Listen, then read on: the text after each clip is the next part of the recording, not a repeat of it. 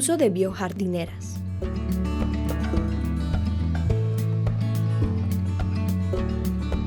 En este video se dará a conocer el proceso de purificación del agua en una biojardinera y cómo se podría utilizar un proyecto de saneamiento en una comunidad como parte del tratamiento de las aguas residuales que se generan. Una biojardinera forma parte de un proceso de tratamiento para aguas residuales domésticas, las cuales aportan belleza escénica ya que se utilizan piedras y plantas para la depuración de las aguas.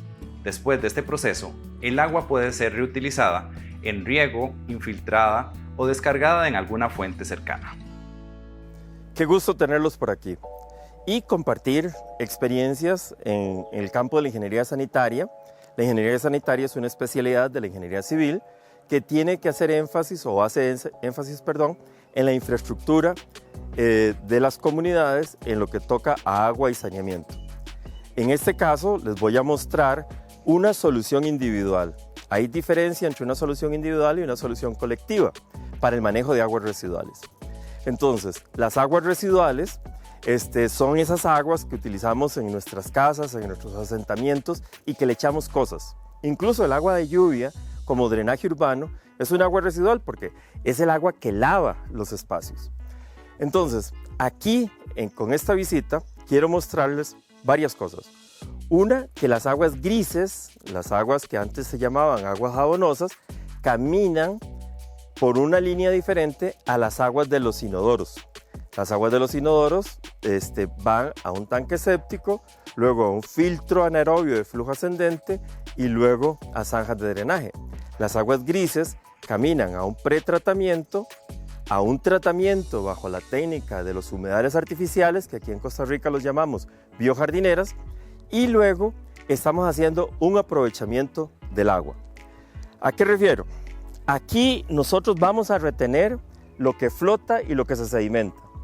Después de que se hace esta primera etapa, que es muy importante, sea en diferentes elementos o en varios elementos, para poder cortar la velocidad del agua. Porque si el agua entra muy rápido, entonces no retenemos materia aquí. Luego el agua, en un canal que tenemos aquí, con agujeros, el agua se trata de distribuir lo más uniformemente posible a través de dos filtros. Un filtro son las piedras y otro filtro son las raíces de las plantas. Es muy interesante observar cómo las plantas tropicales de nuestro país se pueden ir adaptando a esa condición de remover contaminantes. Y en este caso, el principal elemento, aparte de materia orgánica, es el nutriente fósforo. En este caso estamos removiendo principalmente fósforo, porque el fósforo está en los jabones, en los detergentes, y el nitrógeno está en la orina. Aquí no hay orines. Entonces la intensidad del verde indica que hay más fósforo y hay menos nitrógeno. Entonces el agua viene, en un caso como este, con un tiempo de retención de más o menos 5 días. Y el tiempo de retención es uno de los factores importantes para determinar la eficiencia del proceso. Esa agua, después de tratamiento, lo que hacemos es que la sacamos y la conducimos a un tanque que tenemos aquí. Entonces aquí construimos un tanque. Aquí hay agua.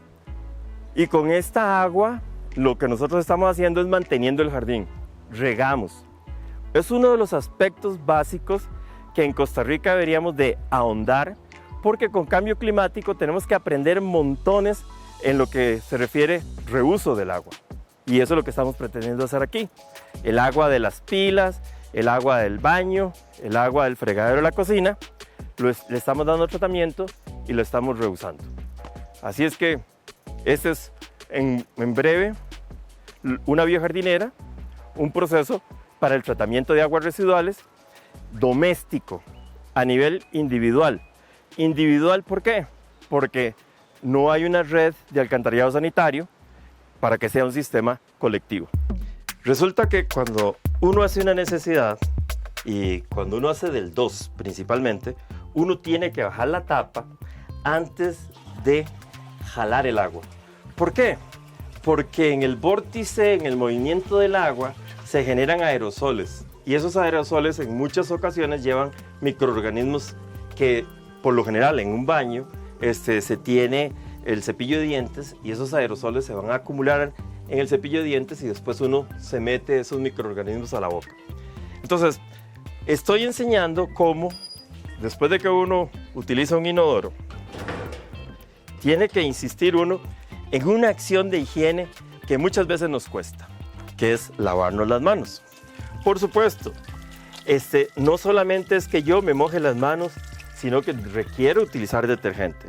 Y tengo que hacer un uso racional del agua. Cuando yo uso el detergente y me estoy lavando las manos, tengo la llave cerrada y luego me enjuago. Por supuesto que el siguiente paso es secarse las manos, porque no va a andar uno siempre con el agua en las manos. ¿Qué es lo que les quiero compartir aquí? Que aquí tenemos inodoro, es decir, aquí hacemos del 1 y hacemos del 2. Entonces aquí hay orines y aquí hay heces. En consecuencia, tenemos un tanque séptico. Ese tanque séptico, aquí está un registro y aquí está el otro registro. Y el tanque séptico se dimensiona según también la cantidad de personas que se van a atender. ¿Qué énfasis quiero hacer aquí? Que uno diseña las unidades para el tratamiento de aguas residuales según la cantidad de personas que uno va a atender. Y eso también significa los periodos de operación y mantenimiento. Entonces, un tanque séptico depende de la cantidad que se va a atender. Ahí hay una acumulación de materia. La materia se acumula, pero el agua sigue su paso. Y donde sigue su paso, aquí, en este lugar, lo que les estoy enseñando es otra biojardinera. Entonces, esto es una biojardinera para el tratamiento de aguas con jabón y de aguas con excreta, heces y orina. Y vean ustedes que se puede acomodar en diferentes formas. Allá yo mencioné de que hay material de piedra como medio filtrante y las raíces de las plantas. Lo que no mencioné es tampoco los materiales de construcción. Bueno, los materiales de construcción pueden ser plásticos, porque lo que requerimos es hacer un reactor, es decir, una sola unidad de que el agua, solo el agua que uno está metiendo ahí es la que se contenga, que no le entre otro tipo de aguas. En este caso, esta biojardinera está hecha con bloques. Aquella biojardinera que les enseñé hace un rato, esa biojardinera está hecha con una técnica que se llama ferrocemento. Entonces puede ser con plásticos, puede ser con ferrocemento, puede ser con bloques, puede ser chorreado, es decir, el material es relativamente lo de menos. Pero las formas de una biojardinera se pueden adaptar a diferentes condiciones. Vean ustedes, este es el material que se utiliza a la entrada de la biojardinera y este es material del medio filtrante. En este caso, para resolver la situación sanitaria que estábamos manejando aquí, pusimos 2 etapas. Y en este caso, por condiciones de dilatación y contracción de la tierra, del suelo, esta se nos fracturó. Entonces sacamos el material para hacer reparación. Pero estas son las biojardineras. Las biojardineras son una técnica, es una adaptación de técnica que inició originalmente alrededor de Francia, de Alemania, Holanda. En la India hay muchas investigaciones al respecto, en Australia, en Estados Unidos, en Canadá. Y nosotros, por situaciones de reglamentaciones en el país, concluimos dándole el nombre de biojardinera. Es decir, un jardín para embellecer el entorno que a la vez le da tratamiento al agua residual. Es muy interesante observar esta biojardinera en esta longitud. Y yo siempre tengo una expresión de que a como come el mulo, así produce. En consecuencia, la dimensión de la biojardinera depende de la cantidad máxima de personas que uno desprende y uno considera que va a estar teniendo en el proceso de tratamiento. Entonces, por supuesto que para una casa de 6 personas, el tamaño de la biojardinera es más corta que esta. Esta está estimada para más de 20 personas. Entonces, esas son las condiciones que varían dependiendo del tamaño del mulo, como les estaba diciendo. Así es que es una técnica adaptable y sí, por supuesto que depende de si tengo o no tengo espacio en mi territorio. Pero hay diferentes formas de ser consciente en relación al uso racional del agua, de ser consciente con el manejo del agua residual. Lo que sí es básico y fundamental es que todos que generemos contaminantes somos provocadores de un impacto negativo al ambiente. En consecuencia, nuestra responsabilidad es mejorar esas condiciones del agua antes de regresarla a la naturaleza. Ventajas de las biojardineras.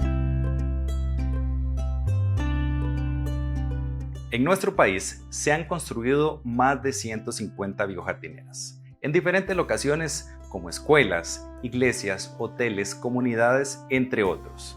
La utilización de biojardineras como un proyecto comunitario tiene muchas ventajas. Algunas de ellas son: Inversión inicial baja. Es posible que sea construida por personas de la comunidad. No consumen electricidad. Requieren bajo mantenimiento.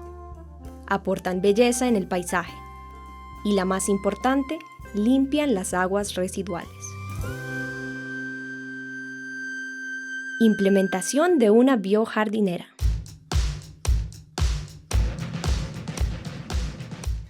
Vean qué interesante.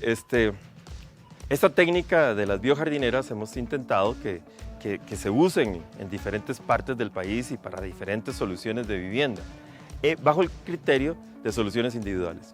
Aquí estamos en la casa de una familia en Santa Rosa de Oriamuno, que es un proyecto de vivienda de interés social que se construyó 2 familias, una viviendo arriba, otra viviendo abajo, son 2 bonos, y de esta manera esta biojardinera se diseñó para 8 personas, 4 arriba y 4 abajo. Tienen 2 dormitorios arriba, 2 dormitorios abajo.